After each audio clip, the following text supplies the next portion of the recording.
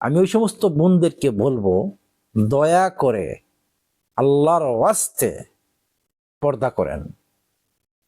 পর্দা আপনার উপরে ফরজ।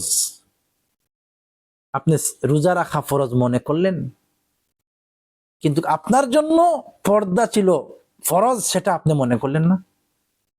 আপনার উপরে পর্দা ছিল ফরজ, আপনি সেটা মনে করেন নাই কেন?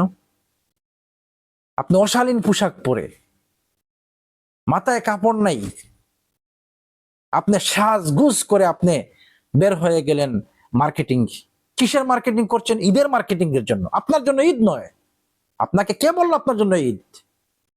ঈদ হচ্ছে গিয়ে একজন রোজাদার যিনি সিয়াম পালন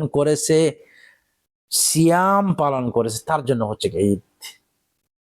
আপনি লক্ষ লক্ষ টাকার মার্কেটিং করছেন, কিন্তু আপনি ঠিক মতো জাকাত আদায় করেন না, আপনি জাকাতুল ফিতরা আদায় করেন না, আপনি সদকা আদায় দেন না, অথচ আপনি হচ্ছেন গিয়ে ঈদ পালন করার জন্য আপনি ব্যস্ত, সবার আগে ব্যস্ত। কয় লক্ষ টাকার মার্কেটিং করেছেন? এই বছর আমাদের টার্গেট হচ্ছে গিয়ে 1 লক্ষ টাকা, 2 লক্ষ টাকা, 30,000 টাকার মধ্যে ড্রেস কিনবো, এই সেই করব। মনে হচ্ছে কি ঈদ তাদের জন্যই? ন, প্রশ্নই আসে না। ঈদ হচ্ছে গিয়ে একজন সিয়াম পালনকারী ব্যক্তির জন্য, একজন সিয়াম পালনকারী ব্যক্তির জন্য ঈদ।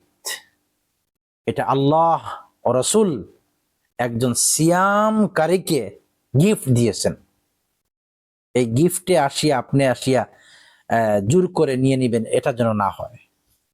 আপনি গিফট পেতে হলে আল্লাহ এবং রাসূলুল্লাহ সাল্লাল্লাহু আলাইহি সাল্লামের বিধান মতো চলেন, 5 ওয়াক্ত সালাত আদায় করেন, আগে ঈমানদার হতে হবে, পর্দা করেন।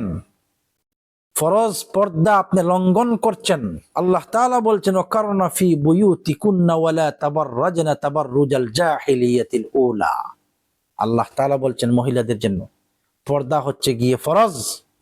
মহিলারা পর্দা করতে হবে। মহিলাদের জন্য ঘর হচ্ছে গিয়ে উত্তম ঘরে থাকতে হবে। মহিলারা প্রয়োজন ছাড়া যেন বের না হয়। আপনি বের হয়ে যাচ্ছেন, আদা ল্যাংটা হয়ে, মাহরাম নাই, কোনো কিছু নাই। আপনার স্বামী দায়ুস স্বামী আপনাকে ল্যাংটা করে আর একটা পুরুষের সামনে বের করে দেয়।